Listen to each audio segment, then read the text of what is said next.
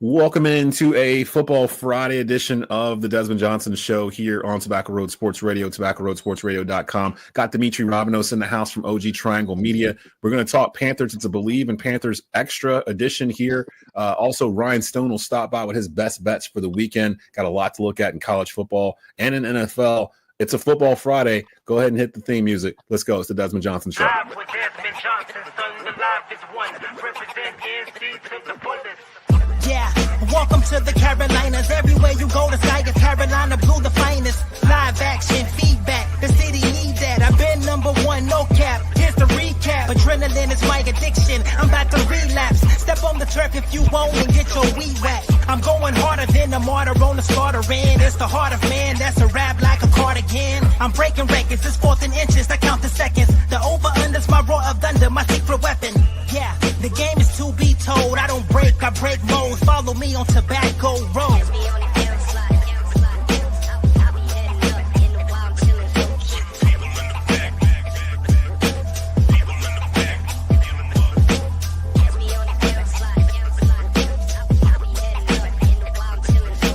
Live with Desmond Johnson, son, the live is one. Represent NC to the fullest. And again, it's a Football Friday here on the Desmond Johnson Show as we slide into your sports weekend. Hopefully you're checking us out during your lunch break and getting all the fix you need here. Again, it's a Bleav and Panthers Extra edition of the Desmond Johnson Show. Our good buddy Demetri Ravanos joined us from OG Triangle Media. You may have seen his pod, him and Lauren Brownlow, friends of the show here, aptly titled "This Team is Killing Us," a Carolina Panthers podcast.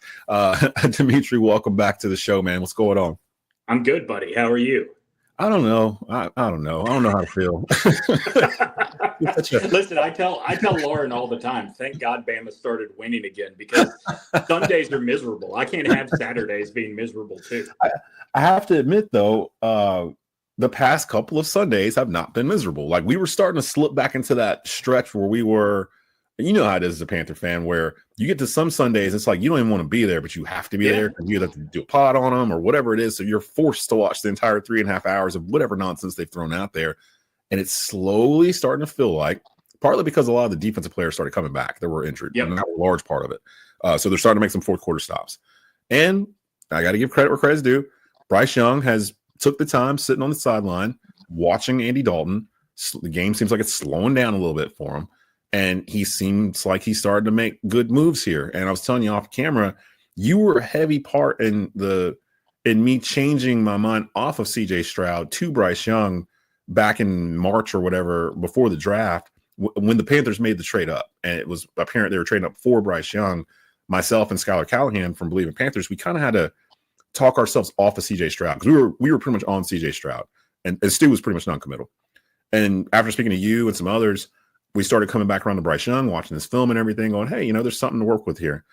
Your thoughts on what you've seen from the adventures of Bryce Young over the past year and a half, in terms of I didn't preface this to the crowd, but you're an Alabama fan. You're a diehard. So you watch Bryce Young's career. So you know him. I just want to make sure people know my bona fide. Right. There is the diploma right there from the University of Alabama. I'm not a Johnny come lately by any stretch. So you're more intimately involved in the situation than the average Panther fan who just had Bryce Young dropped in their lap. How alarming was it to see for you how Bryce was playing last year and the first two games, especially this year? And after seeing his last two starts, how comfortable are you with him starting the rest of the season? And just overall thoughts on Bryce Young and his ceiling as an NFL player. Okay, a lot to get to there. I will tell you, first of all, I am not going to sit here and tell you what you saw with your own two eyes last year did not happen. Like, last year was bad. Like, there were moments where you saw the flashes of what made him special at Alabama, but they were way below the stuff that left you scratching your head going, what the hell are you doing out there, right? Yeah.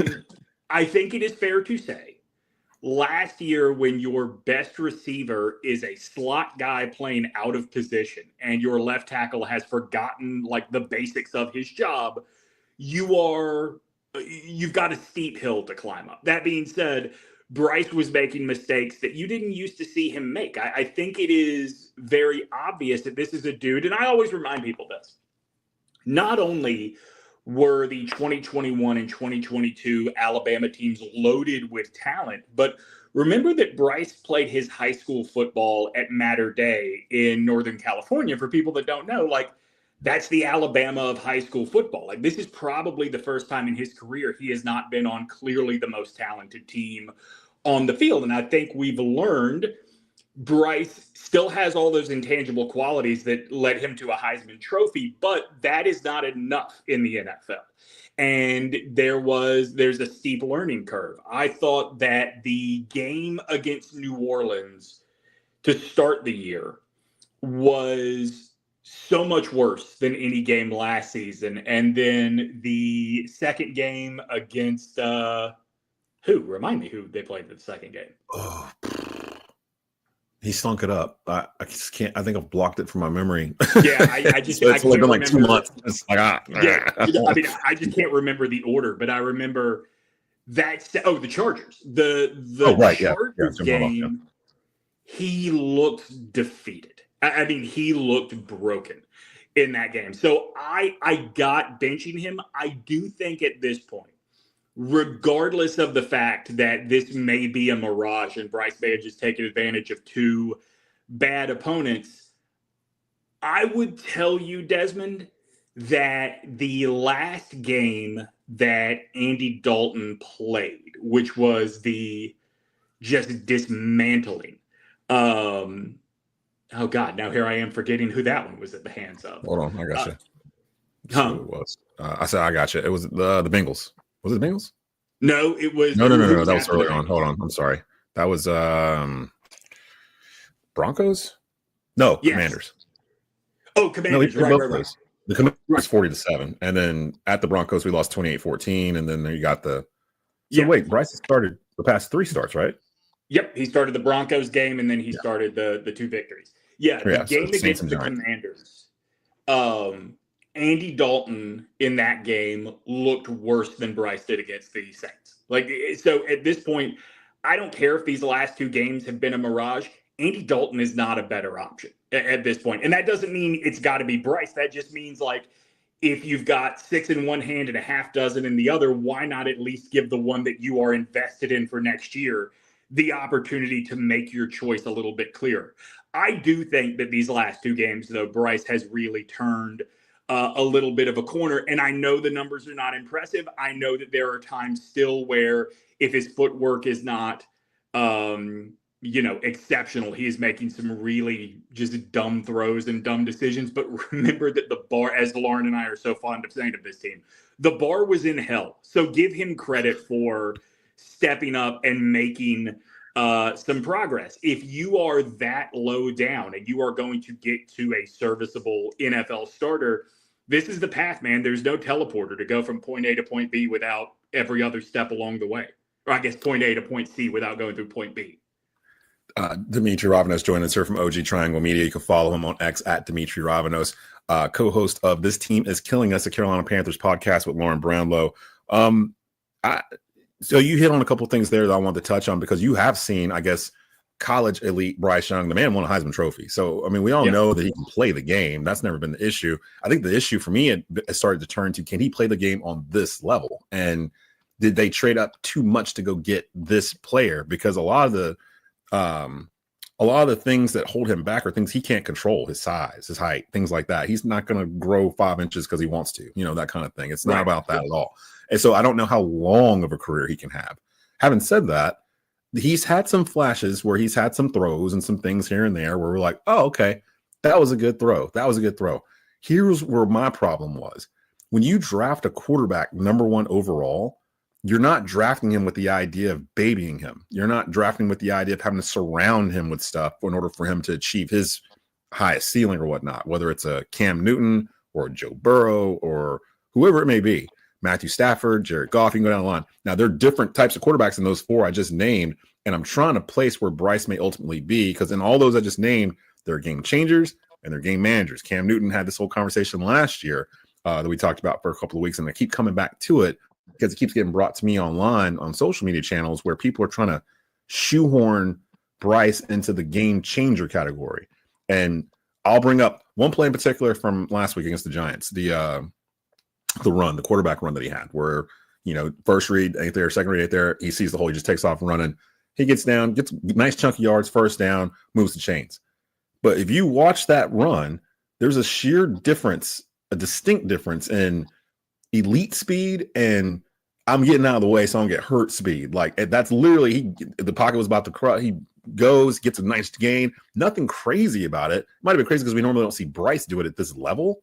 But I think people are trying to attribute that to, oh, look at that. And I'm like, this is the franchise that just had Cam Newton for 7 years. We know what a game changer is. A game changer, you can put Fozzie Whitaker and, Ted Ginn Jr. on your back and take them to a Super Bowl. You know what I mean? Like that kind of guy where it doesn't matter who you put around him, he can elevate them. Is Bryce Young the type that can elevate around him? Because like you just said, he's never been on a team where he wasn't surrounded by 5-star players to begin with. So how do we know if he's that kind of player?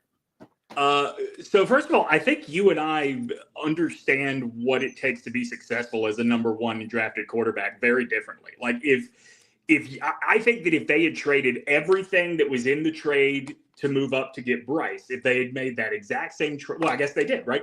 They made that trade and then they had their pick of Bryce or CJ Stroud. If you had taken CJ Stroud in Carolina would not be what CJ Stroud was or is right now in Houston because the roster was bad. I don't think he would have been as bad as Bryce was in year one. I mean, I can't sit here and tell you with a straight face, no, Bryce was actually good and it's you that's wrong. I mean, Bryce was bad in year one, right? But Bryce was bad because the roster was bad, or at least in part because the roster was bad. You talk about Cam being a game changer, and I agree with you. And I think that we look back, especially at that 2015 season, and we should really acknowledge and give Cam credit for what a damn miracle he worked with that roster of just hot turds at every single position. At least on the offensive side. That that's my man Stu. He was on that team. Like, all right. Hot turds and J Stu. I mean, I think that is part of the reason why Lauren and I talked about this week. It is crazy that the franchise can justify not acknowledging Cam because there's no, like, he was such a unique one of one in the history of the NFL that to sit there and use that as the standard by which we judge Bryce Young, that's not fair to Bryce Young. That wouldn't be fair to Joe Burrow, to Patrick Mahomes, to anybody, because nobody could do what Cam did. I don't think Bryce Young is a game changer at the NFL level. To be fair, I don't know that he was a game changer at the college level. I think he was one of the very best we have ever seen.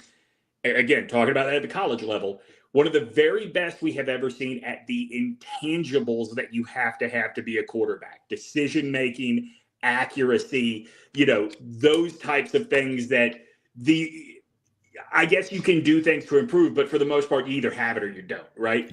Yeah. And you're right. Bryce does not have elite speed, but I don't think you need elite speed. I think that for Bryce, he's got enough speed that one of the things that's sitting out, I hope helped him learn is, dude, this is the NFL. Nobody is going to be open, right? There's not these huge windows to throw into, like in Alabama. Yeah. If it seems like you got to go, you've got to go. Because there were a couple of times last year that he was so, and I saw this happen a lot at Alabama. A lot of the sacks he took were because he was so positive that the play was going to be there if he just waited for the receiver to get where he was supposed to go. He's not doing that these last two games. That's a big step in the right direction.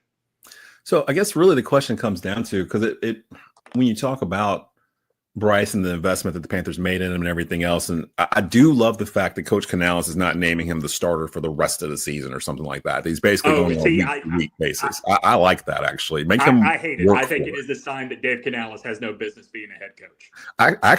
I'll go a step further. I think it means that Dave Canales doesn't really trust Bryce Young. I mean, I've been working on the notion that he hasn't trusted him from the beginning, but yeah, I would agree that that's probably the case. But I think if he doesn't trust Bryce Young, then make it clear he's not going to be your guy. I mean, look, we we both have, I've only been covering this team regularly for 2 years, right? But that is enough time to realize that no matter who the head coach or GM of this team is, they don't get to make the decision, right? So we know how this works with this team. So I'm not saying that Dave Canales can never take control of this franchise, but right now he looks like a rookie head coach that is floundering.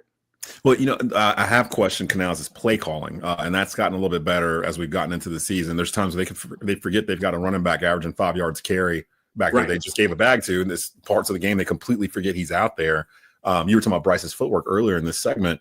I was noticing the past 2 weeks since he's come back, his footwork, and I was actually on this at the end of last year and got flamed for it on Twitter, and then people start looking at tape and going, "Oh, he doesn't have good footwork," and I'm like, he doesn't climb the ladder, but I don't think he's ever really had to. It seems like he's played in shotgun his entire career, and he's kind of just getting it, picking a spot and throwing it flat-footed off the back of his foot and just kind of depending on his arm. When he's under center the past 2 weeks, he does what he's supposed to do. He drops back, he climbs the pocket, he's strong in it. He's using his hips into his throws. But when they go to that empty set with nobody in the backfield, shotgun, 5 wide receivers or whatever, and it's just Bryce back there, he reverts back to the things I didn't like, where it's almost like he's going slower, but the game isn't. And he's just throwing whatever he can. And really, in the first couple of games, he was just taking the very first read. He wasn't even looking for anything else. Like, as soon as he got it, boom, get it out of my hand and go. Yeah. And it would be like passes 4 yards behind the line of scrimmage. He is going downfield, and he is starting to, I think, build a rapport with these young receivers, the Jalen Cokers, the Xavier Legettes, which is great, because if he's in your future plans, now's the time to kind of play him and see if this is going to work.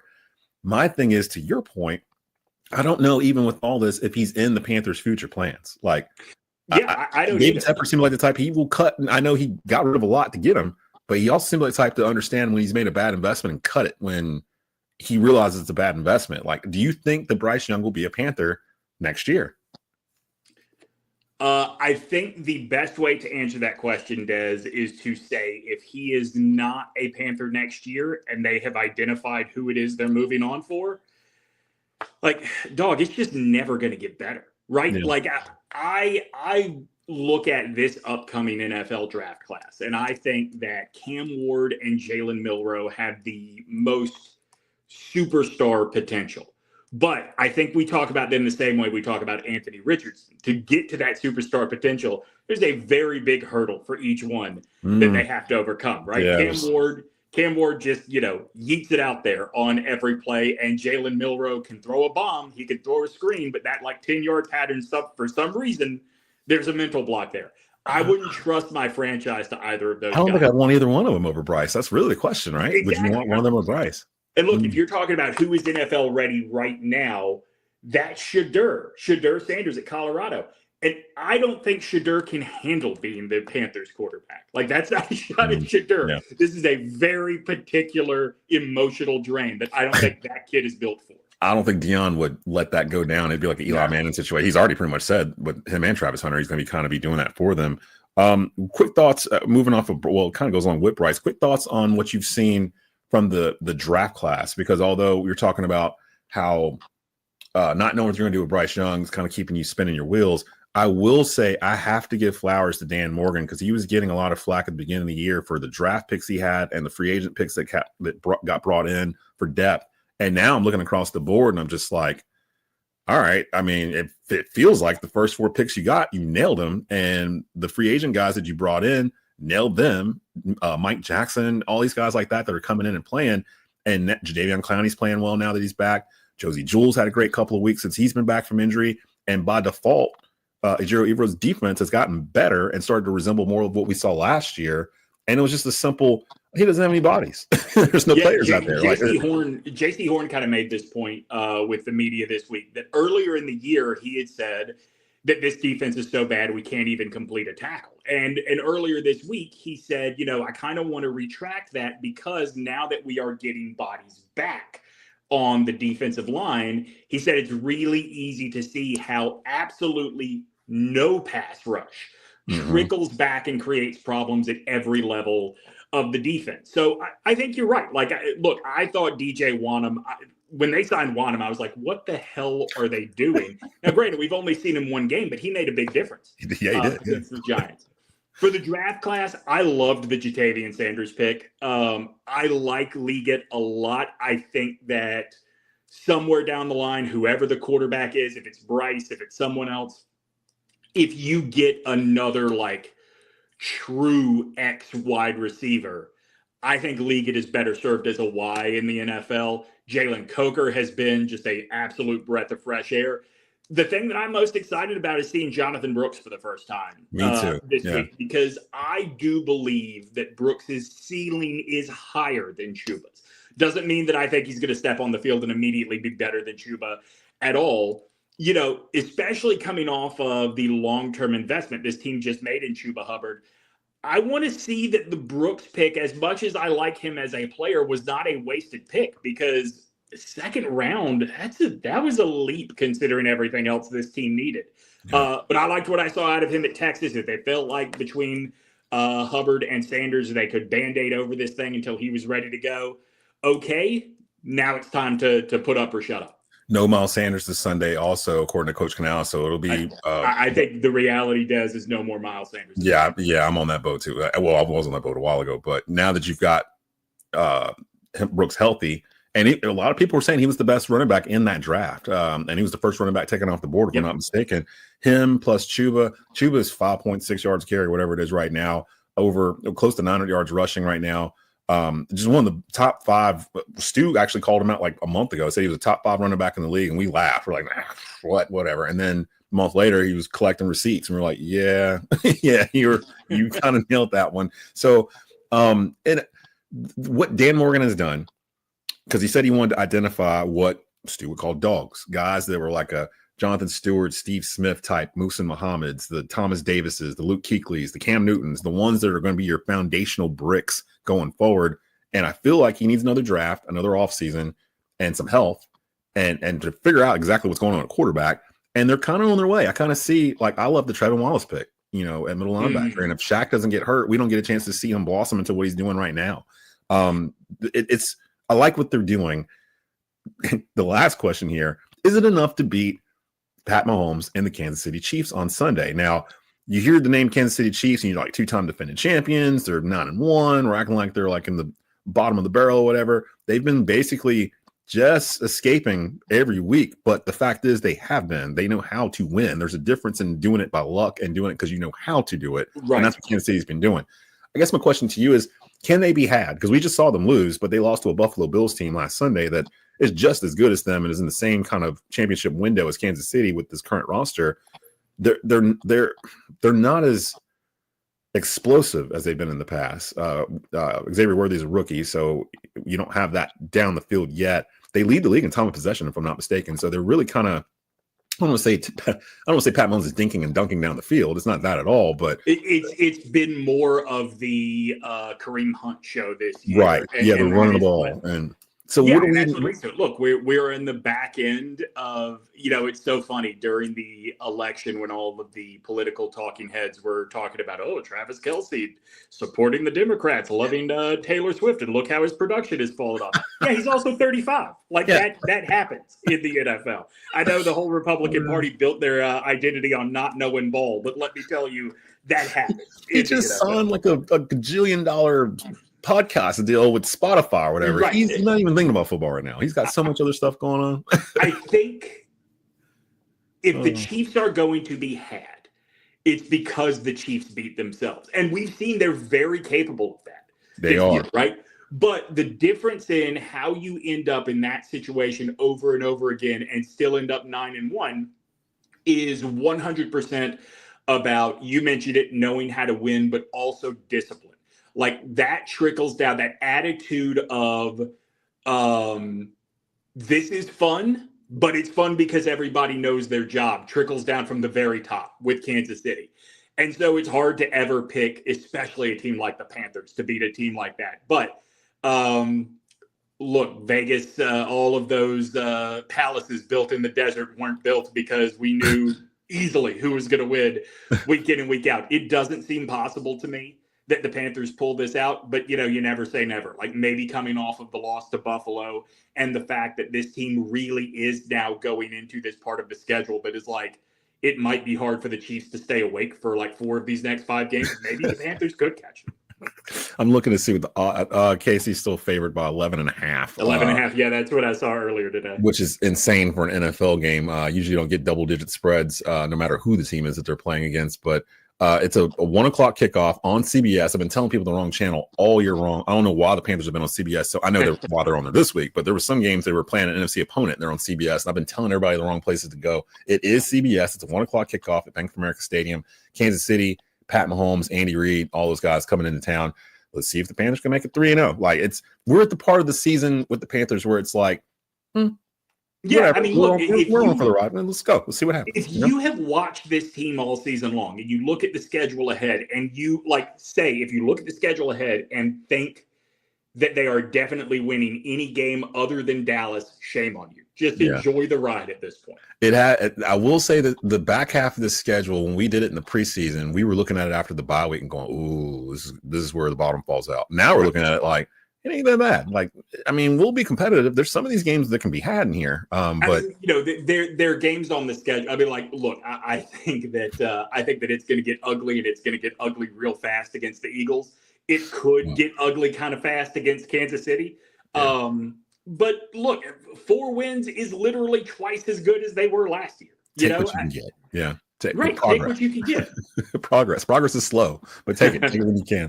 Follow them on Twitter at Demetri Ravanos. Go over to the OG Triangle Media YouTube channel. Follow them over there for all the great content that they do, emanating out of the Triangle area. Similar to what we do at Tobacco Road, just focusing on local and college and pro sports emanating out of North Carolina. So appreciate everything you guys do, man. Thanks for stopping by. Yeah, can I plug one more thing real quick? Yeah, sure. Go for it.